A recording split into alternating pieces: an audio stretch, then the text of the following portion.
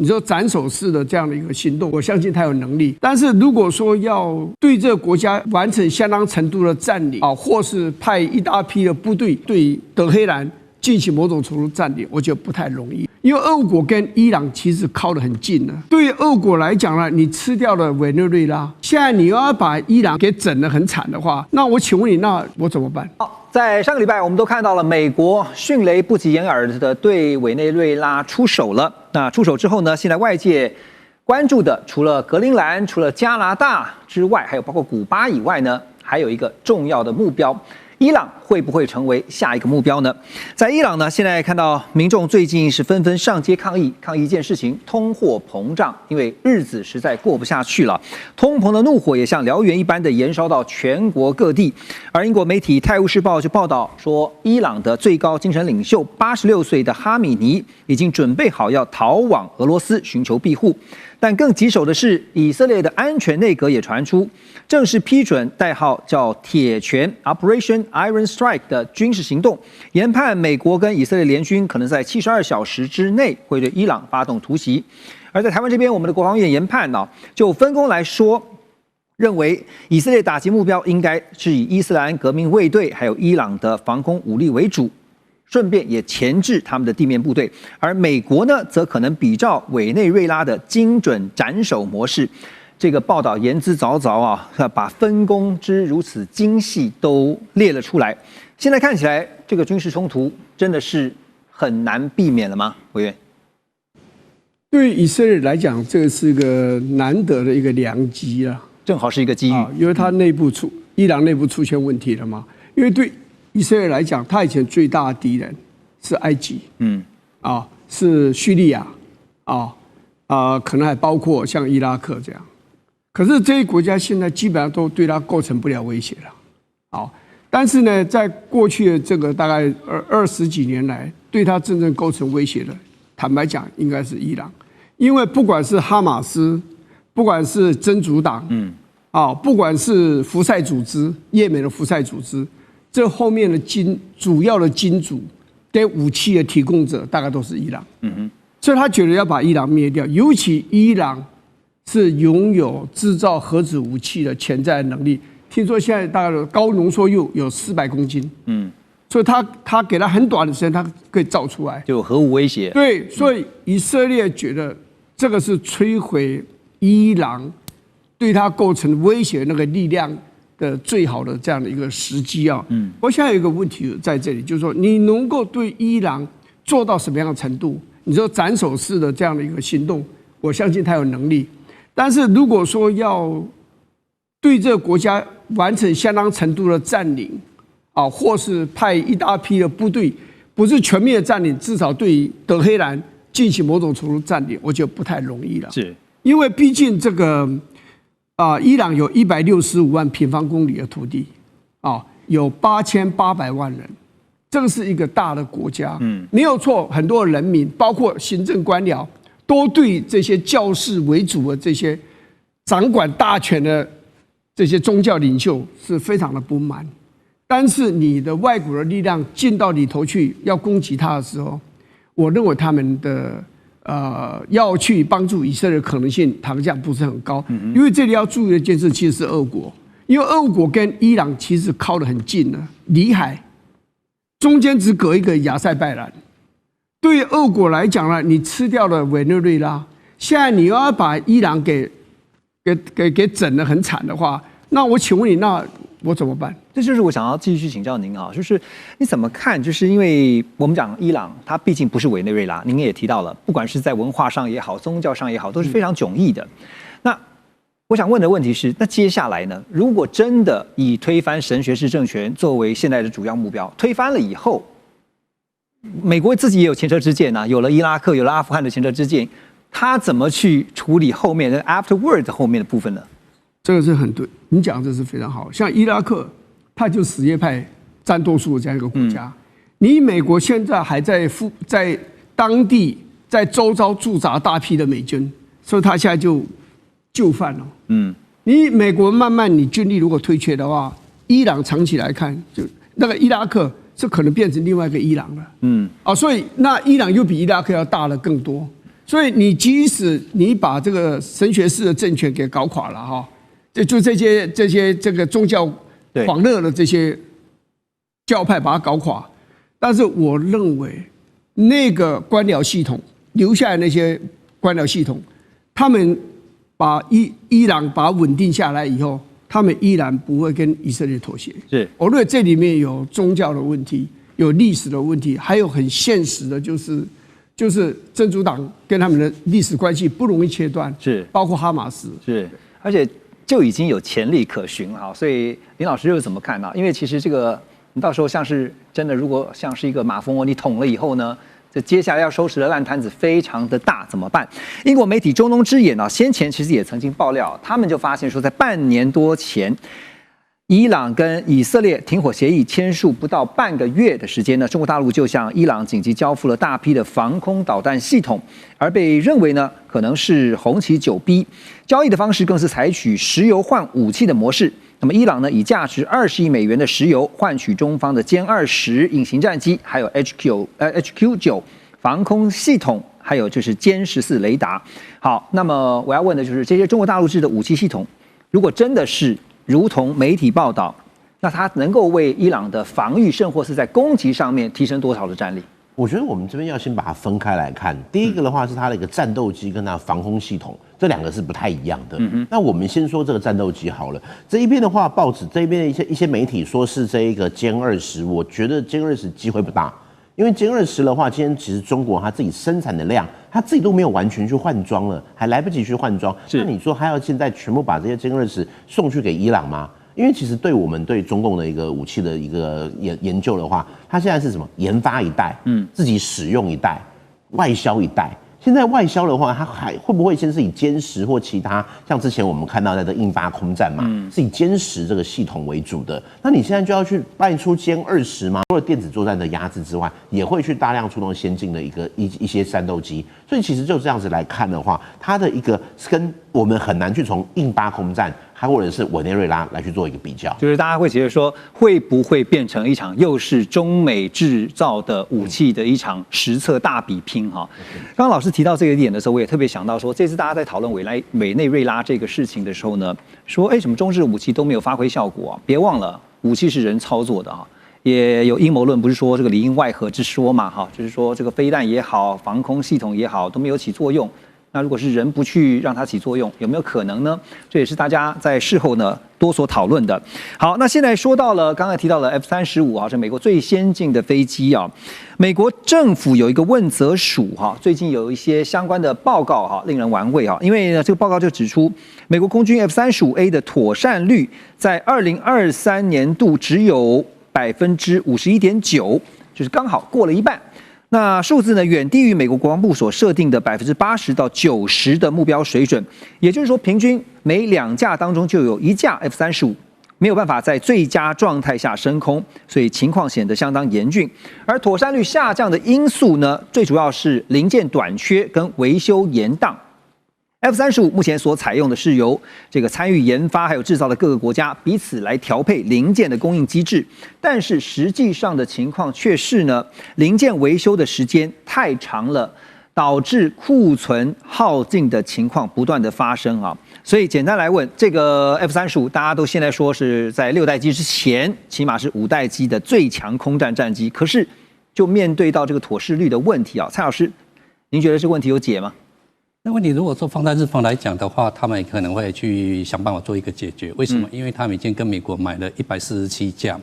，F-35A 的话是105架，F-35B 是42架。那 F-35B 是要放在加贺号跟出云号上面。那我们知道日方他们在维修上面的话虽然是非常的强，但是他们还是要去做这一个方面的一个努力。这个努力我们可以从另外一个地方去看得出来，叫做马毛岛。马毛岛的话，也就是 F-35A 跟 F-35B 他们做训练，或者是说战时会发生什么战事的时候，整个都会移过去那个地方，那个是我们可以去观察的。那这个观察的话，我们也看到大陆的军方嘛，他们最近也有注意到这一个点，所以他们最近经常去，不是只有去什么东海照一照，他去了大隅海峡，也就是在鹿儿岛附近那一个地方，他们会去观察。所以这个的话，当然日方的话也是去做一个努力了，他们自己有所谓的三菱重工，三菱重工的话也是希望跟他们做一个合作，而且我们看到。日本跟美国的一个强项会稍微有点不大一样。美国的话，它做一个很先进的东西会很快，可是他们在维修上面来讲就会有一点点的不是那么样的积极。那这边会有日方去补这个不足的部分吗？这是日方他们希望去做的，因为我们刚刚所说的，他毕竟跟他买了147架，因为他自己有实际的使用需求，一个需求。如果这个147架，你如果说只有一半能够起飞上去的话，对他们一个作战能力会有很大的一种影响。OK， 那您怎么看？就是说，因为现在我们之前也请教过您在节目当中有提到说，英国、意大利、日本3个国家共同组成的战机合资企业要打造的是6代机而且是逆踪战机，这个全球空战计划。那如果现在5代机面临到零件维修时间延宕的问题，6代机的话，是不是应该及早的去思考呢？日方的话，他们确实有在做这一个努力了，但是的话，这跟5代机有一个很大的不一样，因为5代机的话是 Made in America，6代机的话基本上是由日本主导的 Made in Japan。日本他们所擅长的就是一个品质，就好像我们所说的Toyota 生产系统，这就是1980年代的时候为什么会打败美国的一个原因。这也是为什么日方他积极想要自己有一个主导权，不能够说所有的武器都跟美国买，因为我跟你买的话，不是只有硬体的问题而已，而且美国并没有把真正的软体整个都移交过去。我跟你买的硬体，我没有一个软体的话，我也不行。所以他们自己希望能够打出一条路出来，但是。在这条路的话，跟5代机有一点不大一样的地方是，5代机的话是你飞机不上去的话，武器不能够打出去，不管是飞弹，不管是所谓的炮弹，不管说你一定要飞机要飞上去。但是6代机的话，它是一架飞机上去，它会带很多的无人机。无人机我们可以讲，它就是一种消耗品。消耗品然后飞出去没有带回来的话，这个不会有太大的一种问题点。那没有问题点的话，它的良率自然会从Made in Japan 他们所擅长，会把它做得非常好。这个是我们不同的一种想法。是。那不同想法的话，我们又会可以看到，因为做了6代机，最重要还有一个地方就是在晶片上面，因为我们知道日本跟台湾的关系非常的好嘛。那非常好的话，这个晶片的取得上面应该不会有太大的问题点。所以 Made in Japan 的品质这2个字是他们所挂保证的。所以不管是 Made in USA 或是 Made in Japan 其实刚刚提到了5代机也好，6代机未来的这个先进的逆踪战机也好，大家除了比拼的是科技之外，也比拼的是刚刚点到了一个重点，制造能力。好，回到节目来关心中东现在的局势那么大家都知道，美国总统川普呢，在日前他提出了对于中东问题他说结束加萨战争呢有20点这个加萨和平计划所以呢又看到他在社群发文而且下了最后通牒，他说必须在华府时间星期天10月5号傍晚前，哈马斯呢必须和以色列达成协议。如果没有达成这个最后机会的协议，那哈马斯就会看到前所未有像地狱般的后果。哈马斯呢，也在这个期限到期之前有了正面的回应。他们发布的最新声明说，他们愿意接受释放所有的人质来交换以色列释放巴勒斯坦囚犯，当然也愿意放弃加萨地区的治理权。可是呢，没有提到要不要解除武装这些棘手的问题因为有听到他们讲就是说解除武装有一个前提，就是以色列要放弃占领。所以现在还有变数，可是至少从释放人质这一点来看大使觉得是不是算是一大进展呢？你怎么看后面？对这个哈马斯来讲，它是一个重大的让步，对。可是对于以色列来讲的话，它还是没有任何正面的回应，因为就在哈马斯宣布说我们现在愿意释放所有的人质包括这个活的跟死的这些通通释放，希望开始来商讨如何来处理这个善后。对，这个已经是对川普这个20点声明里面最重要一点，而且很正面的回应了，很正面的。可是据媒体报道，哈马斯提出这个回应以后以色列继续在轰炸加萨斯，没有停，还继续轰炸。那接着就是说，以色列现在在拦截，尤其欧洲国家的这些人道救援船队。要把这个人道物资送到这个加沙走廊里面，以色列还在继续拦截。对，所以以色列的做法是没有改变。所以现在川普已经提出呼吁了因为这个20点其实最主要的核心这几点都对，尤其人质的部分那是以色列现在目前对加沙发动各种攻击里面的它最重要的一个道德支撑。它本来就没有道德性。可是他一天到晚就说你人质不放我就继续打，那些人家要放人质，对啊，他还继续打，已经照着你的要求去做了。那所以就变成就是说，现在就要大家的注意力就放在以色列，你到底你只是虚晃一招，还是你是因为为人质而打这个哈马斯，还有这些加沙走廊，还是你根本就想消灭掉这些在加沙走廊的这些巴勒斯坦难民？所以现在就看以色列。所以大概就这1-2天看一下，因为川普也提出呼吁了，他们说我现在呼吁你以色列，你现在停止所有的军事行动，尤其不要轰炸这个加沙地区了。那就看以色列了。如果以色列还继续做的话，继续动武的话，对，那就看川普会怎么处理了。而且你看现在就是，如果人质真的全部都放了，就还是像大使讲的，以色列继续打，那就是很不给川普面子嘛，所以现在《卫报》也认为说呢，其实这是川普第一次要求以色列停止轰炸加萨，也是呢这个战争呢开打将近2年以来以色列跟哈马斯呢最接近结束战争的时刻。川普是唯一能够逼使以色列总理纳坦雅胡同意停火的国际领袖。但现在真的，我们刚刚讲说，这个是变数还是有这个当然也有一些分析是说，其实这次呢，纳坦雅胡去炸卡达呢，等于把他逼到了一个，就是他自己也有压力，因为呢，川普就后来就提出了这20点出来所以自己也是挖了一个坑，自己往里面去跳。但是这个压力来了，你不得不去面对。可是像大使讲的，接下来那人质放了以后，你是不是又要照着你先前的约定去把这个战事能够尽快的结束？9月份其实针对卡达这个轰炸事件那特别是锁定巴勒斯坦的伊斯兰组织，就是说哈马斯的这个领导高层，说是为了要把他们歼灭才发动了轰炸行动。可是呢，就让大家觉得，就是卡达是美国一向以来是跟卡达算是等于美国在罩卡达的那现在随着这个川普的20点以哈和平方案的出现，将军觉得先前炸料卡达，虽然纳坦雅胡有道歉，可是这个节就过了吗？您觉得？我认为卡达这个方面应该会暂时缓和，因为呢，毕竟卡达有美军的驻军，就等于看美国。而且纳坦雅胡也道歉了。但是在这一方面，以色列不想树那么多的敌人，他现在要面对的，我认为是3个。第一个，也门的胡塞组织，因为也门胡塞组织对挂以色列国旗通过红海，他会攻击。那攻击之后，以色列要报复，以色列会对也门的胡塞组织报复。对因为他们隔了一个红海南北相隔将近2000公里，那以色列都是派战机过去轰炸，炸完之后顺着红海就飞到这个以色列的国境之内了。我认为这是第一个，他会是去处理的。第二个，我认为是对伊朗的核武的研究、核设施慢慢随着时间会恢复。那恢复提炼之后，以色列什么时候要下手？没人知道。对，会随着，因为伊朗一直想要有核武，而且现在伊朗经过俄罗斯的这一方面的帮忙，他会有了钱之后，他会向中国大陆买我们讲地对空的导弹，跟我们讲歼击机，尤其是歼十战机。那伊朗的空军，它的空防的能力会加强。那以色列会不会说，趁它还没有完成壮大之前，做一次摧毁，或者是做一个渗透性的攻击，让它的空军的战力不要那么快速的成长跟恢复？就不排除不排除。我认为这样，因为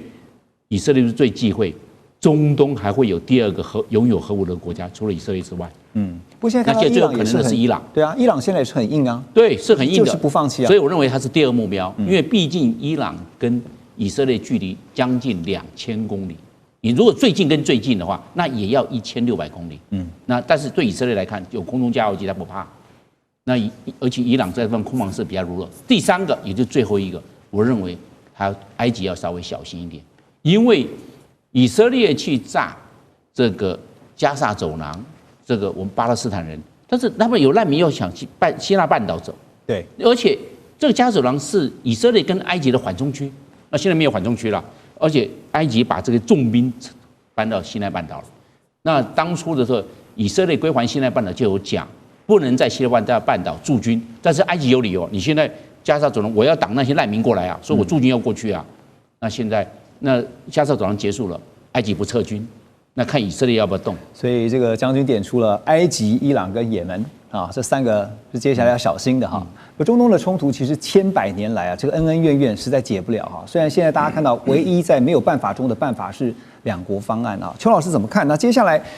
如果真的很顺利，就讲说哈马斯也愿意释放人质，那接下来看以色列怎么做了，那这个后面要怎么样研判呢？我觉得最起码在最近的这段时间，就是以色列当然没有办法，因为它军事部署在外面。那即便双方都已经达成协议，在协议签订之前，以色列攻击的强度应该会慢慢的降下来。而且如果根据协议，以色列不能拥有加萨的治理权，而加萨会成立一个中立的政府来管理，而哈马斯现在大家唯一的争论就是哈马斯会不会在这里面，或者是用另外一个形式在这个后面成立的。但是用另外一个形式，对，但是最重要的一点就是以色列已经答应，就是他不直接控制加萨这个区域。那无论如何，就是这场已经从阿萨克洪水开始以来的冲突，我想会慢慢的会比较降温，但是其他的部分会再升温。最近这2天，大家如果有特别关注国际军事的消息的话，应该可以特别注意到，伊朗最近这2天放出了非常多军事宣传的影片，包含他们在跟以色列12日战争的期间，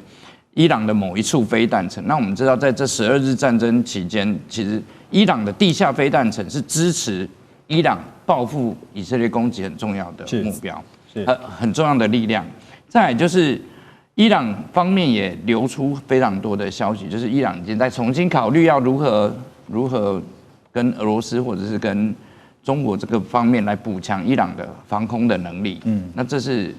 第2个讯号。第3个讯号是我们大家特别注意叙利亚的政府更替了以后，叙利亚现在的新的参谋总长现在正在俄罗斯访问。那他到俄罗斯，他特别指定要看 S-400防空系统。那就假设叙利亚，因为我们知道以色列要攻击伊朗最重要的一个区域就是叙利亚。如果叙利亚一旦有自己的防空能力，以色列能不能像现在这个过去攻击伊朗这么方便的过去，可能会另外一种不同的情况。所以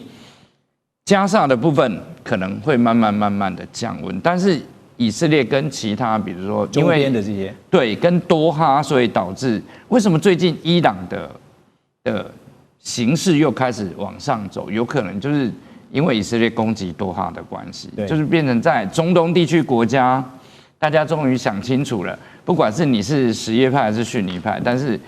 有一个国家敢揍我们2派，所以。因为以前对于这些周边国家来讲说，好像这个被以色列是打好玩的，但是现在以后要增强自己可以抗打的能力哈。那这次联合国大会大家也看到，因为我们刚刚提到2国方案，这是没有办法中的办法。可是呢，5常当中呢，只有美国是反对的。好，所以呢，现在呢，在这个大家纷纷表态之后呢，有一个国家的态度，就日本哈，日本首相石破茂呢，大家记得的话，在联合国大会上面啊，他也表达。他说，日本承认巴勒斯坦国只是时间问题而已啊。他强烈谴责以色列地面攻击巴勒斯坦自治区啊，这个加萨走廊，而且呢，再次的出现了阻碍实现2国方案的举动。那大家都会觉得说，哇，日本也是非常的关注啊这个加萨地区的局势啊。不过因为国际其实很现实啊，大家在想说，会不会后面还有其他的盘算？就日本有没有可能是透过这样的表态来作为跟美国谈经贸的筹码？也有一说是这样，老师觉得呢？应该不是，因为日方基本上是从人道去做分析的，因为我们知道了，加萨走廊这个小小地方人口大概200多万人，他已经死掉6万多人了，6万5千，6万多人，对，而且还持续的增加。那你叫这些人说啊，你怎么从南部朝那北部，北部朝南部，然后我要炸这，你就要搬去那里，那很不人道。以色列以前一直讲说，他们以前被什么大屠杀，那日方他们认为啊，你现在。你不是做同样的事情对加萨走了，那些人跑去了，所以日方他们应该不是从经济去分析它。那日方为什么不在这一次联合国大会上表态呢？您觉得？那表态的话，他觉得说，即使是表态的话，他没有办法去解决他们的一个恩怨。他希望从人道去解决，那种人能可以进去，让他们这些人能够活下来。所以他还是希望先解决人道的问题，因为这些人现在已经没饭吃、没水喝了。那你又要在那边纳塔亚胡，你讲那些好像他们没办法，日方没办法接受。不过确实啊，伊朗的对外关系是极其复杂的。牵涉到中美俄三方的长期角力，但是呢，也不单纯只是成为一个代理人的角色啊。过去其实呢，如果你从历史来看的话，包括俄罗斯、包括英国都曾经瓜分这个伊朗哈，曾经还划分势力范围。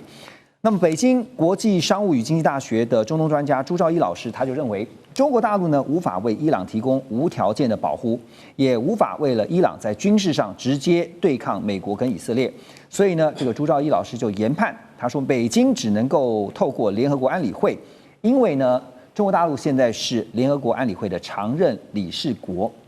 那么透过联合国来施加国际压力。前美国国务院近东事务助理国务卿里夫他也表示，中国大陆呢不愿对自己的盟友就是伊朗施压，因此削弱中国在这个中东的地位。所以北京一直以来都在商业跟经济上去扮演比较重要的角色。当然，我们知道这次的冲突呢是起源自以色列认为伊朗的这个浓缩铀已经足以可以提炼变成是武器，变成是核弹。已经到了这种程度了，所以呢，生死攸关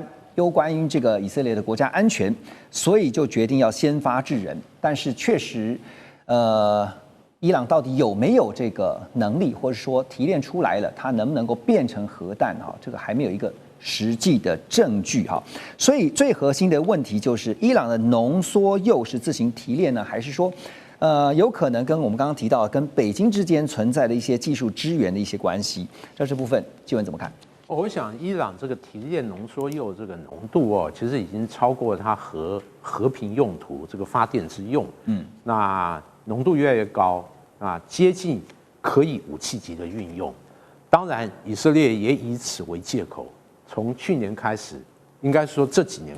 就陆续警告全世界。小心伊朗它的浓缩铀浓度越来越高，随时可以做成这个核武，做成核弹。我们这几年经常听以色列人这样的一个说辞当然，这次这个攻击，事实上连美国情报单位都声称，那伊朗他没有说很坚决的这个意志要发展核武，而我们看到更多国际一个普遍的分析，多是认为。伊朗确实有朝这个方向去发展，但是他把制造核武的可能性作为一个战略模糊的一个操作的一个筹码，而这个部分我认为他的决心和毅力，其实跟北韩比起来是差了好几个等级。那我们看到北韩，他不只是说他要做，他实际也做出来，而且削尖的头做出来。国际多少压力，他无所谓。对，最后搞出核弹以后，后来发现没有一个国家敢对他动武。我想这是印证了伊朗这几年发展，双方在落差，然后最后产生的结果就是北韩政权稳定如山，美韩只敢在他外面做一些军事威慑，从不敢对他下手。而伊朗就是三不是被攻击，以色列在这次。跟他发动大规模攻击之前，我们已经看到2024年2波斩首和精准攻击都对准伊朗，那伊朗对此毫无办法。至于说伊朗的核计划或者飞弹，我认为和中国大陆是比较没有关系。或许1990年代早期一些飞弹是和中国大陆有技术往来，比如说这个中国大陆出售的 C801反舰飞弹，后来就被伊朗。完全复刻在国内自行研发，它后续一系列什么努尔反舰飞弹，就是 C801为根本。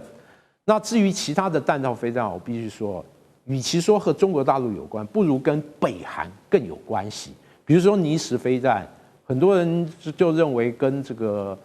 北韩的无水端飞弹，可能在零件在技术传承有一些关系。但是这个伊朗其实它本身。也有一定的工业和科学能力，在北韩技术资源的状况下，它后来发展得很快，尤其是大家认为在固态推进的弹道飞弹技术，其实比北韩还领先。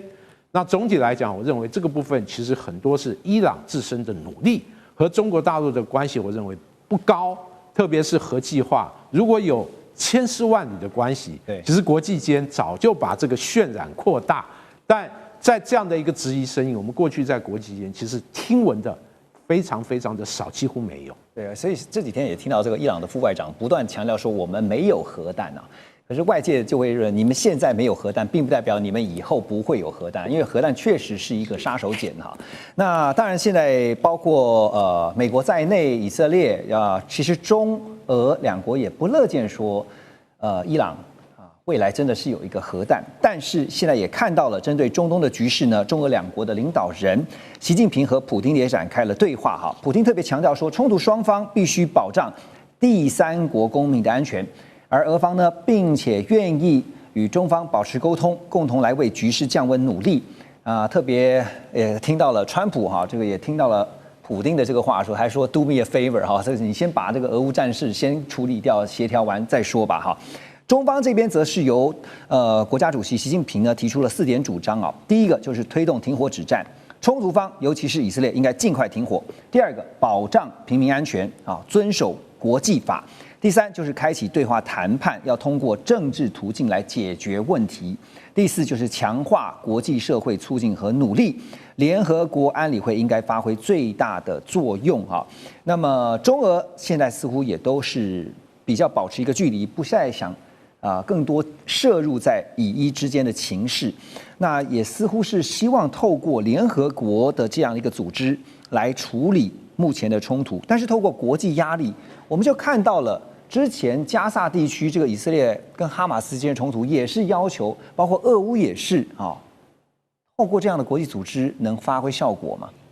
这种效果的话，应该不是很大，它应该只是一种口头上的支援，或是口头上的一种警告。然后的话，我们会看到现在中俄感觉上他们变成是把南方国家集合在一块的。因为美国的态度虽然说在这一次对伊朗，它没有说很直接的一种介入，但是在 G7 的一些公告里面的话，它基本上还是比较稍微偏向以色列的那一种战法，反而是我们会看到中方的话，它好像是比较偏在中立的一种角度。我们本来呢认为应该是美国是世界的警察，那应该是你们两个都不要打，但是看起来它中立的不是那么大。老师，你听到世界警察，因为这一次因为中东的局势美国你看3航母都过去了哈，大家也在担心说，那未来如果中东跟印太都紧张的话，美国有办法同时兼顾吗？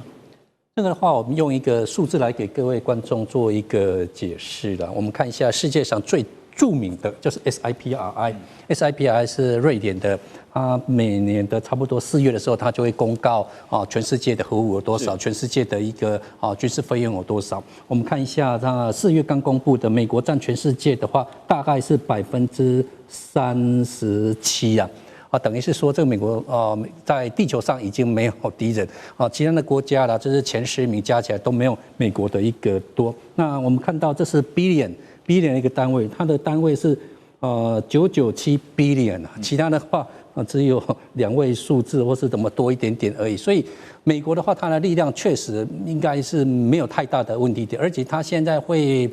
逼它的一个同盟国，在欧洲的话就会逼像是北约，在我们亚洲国家就会逼，应该说是日本或是逼韩国，你要更多的一种角色出来，费用的话可能再提高，不仅是3%，甚至有听过到3.5%。这样子的话，美国已经是超级无敌，地球找不到对手可以打，再加上同盟国再继续增上来的话，看他愿不愿意。但是如果单纯是从力量来讲的话，他应该有这个力量。OK， 我继续想请教大使因为我们刚刚特别提到中方这边由习近平已经提出了4点主张这4点是不是在暗示的一件事情虽然没有明说，但是其实是告诉美方，请不要插手，是这样吗？其实当然，就中国大陆外交政策一向是希望国际的争端国际间的争端，用这个谈判来取代对抗，尤其是军事的这种冲突，中国大陆一向都反对。那另外一方面就是说，从中国大陆本身角度来看的话，伊朗是中国大陆的很重要能源的供应国。那这个对中国大陆实际在能源供应上也会产生，如果伊朗陷入长期动乱的话，也会有影响。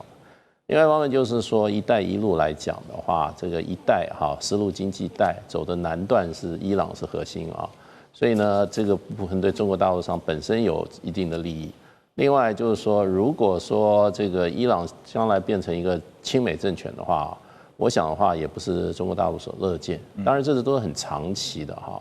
短期的来看的话，事实上的话，这个战争打不打得起来也是一个问题啊。第一个就是说，伊朗不是那么弱的国家，165万平方公里的土地，将近9000万的人口啊。那么现在看起来，它的军事实力也不是原先想象的那么弱，起码不是以色列想象的那么弱。对，那它的这个持久的能力，还有它的就是说这种打持久战、打消耗战啊，看起来以色列是也拿不出什么办法。那第二个就是美国如果长期涉入这个战争的话，对美国在全球的形象是绝对是负面的，因为这场战争是一个侵略战争。那第三个就是说，以色列本身能撑多久的问题。所以我觉得就是说，中俄基本上是不支持伊朗拿到核武器的。可是呢，也不愿意这个区域变成大乱。那么这个地区的这个区域变乱以后，大家的利益都变成很不可测。没错。那所以我觉得，出于这个观点的话，中俄有共同的利益。我刚刚讲的，俄罗斯跟中国大陆在这个利益上是平行的，所以就一起出面来干预这样。接下来就看川普这2周内会做出什么样的决定。不过2个礼拜啊，这变数非常的多。好，我们继续来看的是美国总统川普呢，在11月6号他特别在白宫与哈萨克、吉尔吉斯、塔吉克、土库曼还有乌兹别克这5个中亚国家的领袖举行了C5+1的峰会，希望透过各种协议，确保美国在关键矿产的供应链突破中国大陆对稀土的垄断地位啊。但是中亚5国当中呢，除了丰富的稀土资源以外啊，像哈萨克它的铀产量是全球第一，乌兹别克黄金的蕴藏量非常的大，土库曼则有丰富的天然气资源，那吉尔吉斯跟塔吉克呢，也都在开发新的矿藏。好，所以从资源上面来看陆老师先带我们了解刚刚提到的中亚5国，因为川普也不是随便挑的这5国绝对有非常重要的战略资源5国的矿产的蕴藏量大概有多大？是相当大，尤其他们在稀土方面的这个产量，就是它的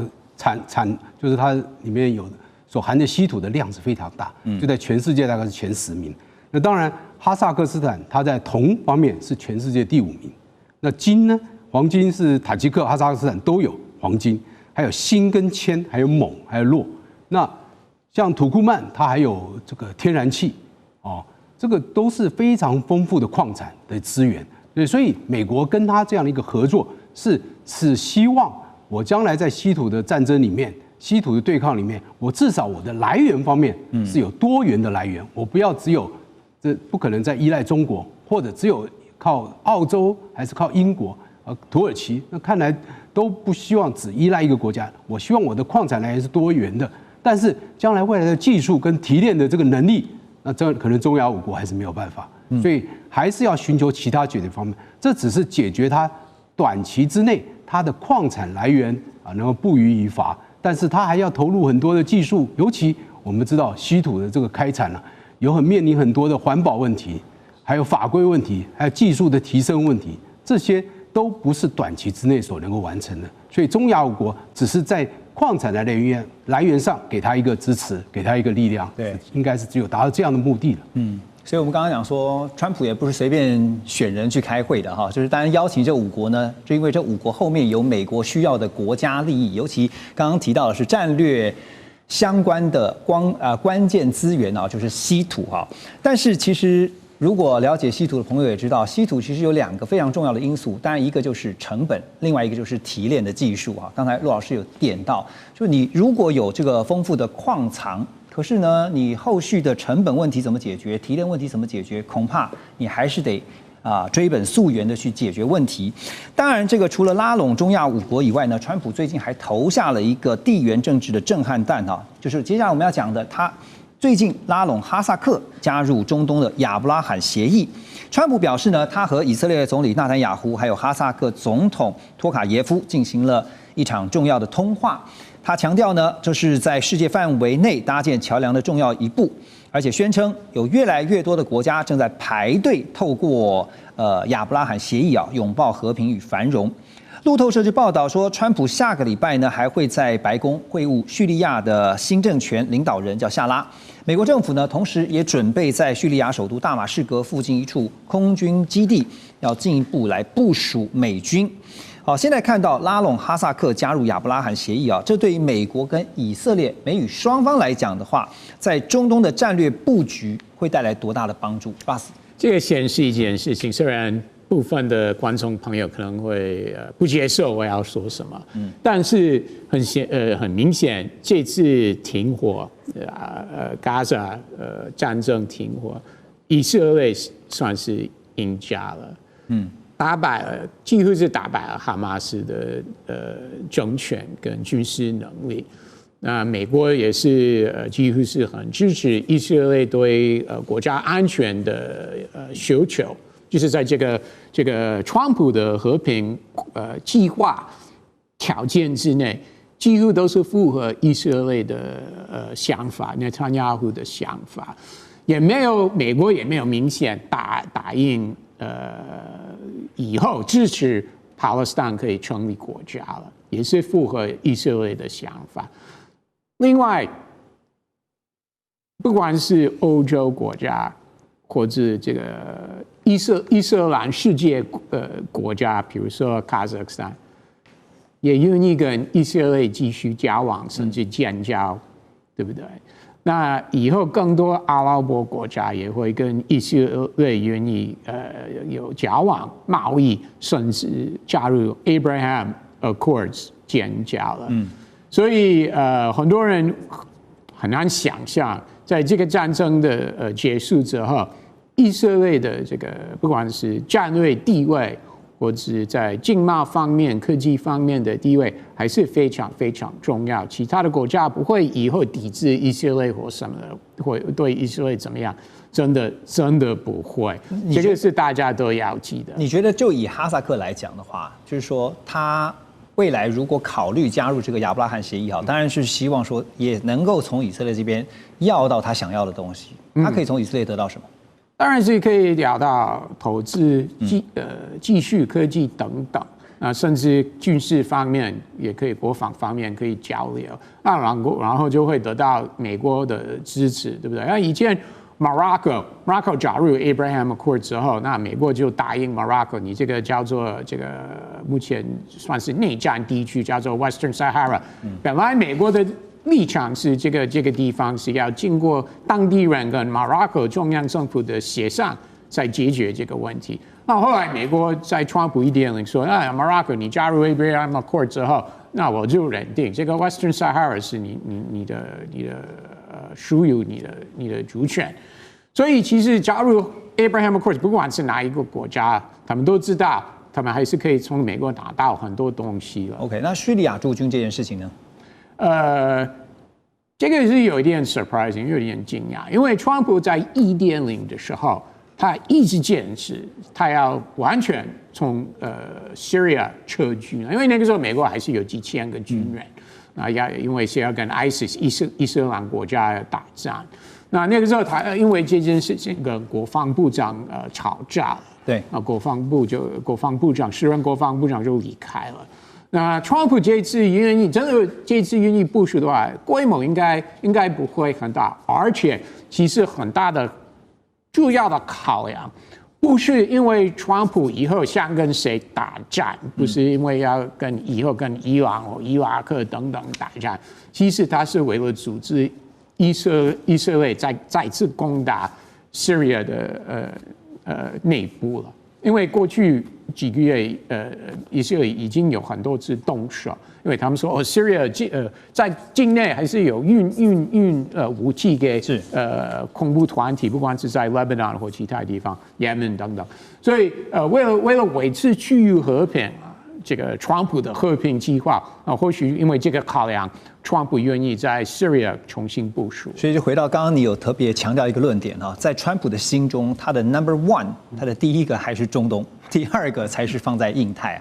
可是现在有一个问题，就是说中亚一直都是过去来我们都知道都是在中俄的势力范围，而且相对来说，比起美方来讲的话，对中国大陆是比较偏友好的那所以现在呢，你这个要真的挖墙脚，你要来挖哈萨克这些中亚的5国，你挖得动吗？你怎么挖？你必须要诱之以利你有什么利益可以跟他交换呢？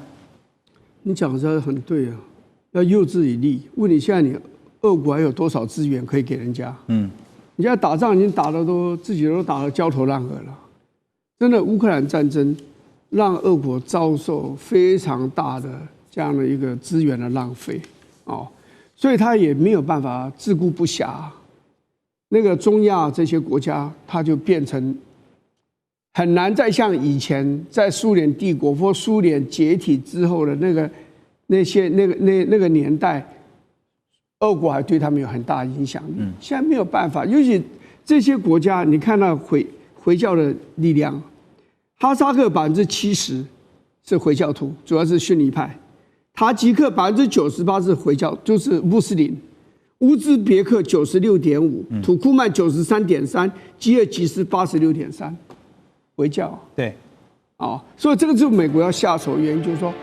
中亚我一下手就可以拿一串起来，因为你们都是回教，你们中间是有宗教的这样一个联系，是穆斯林有联系的，而且又。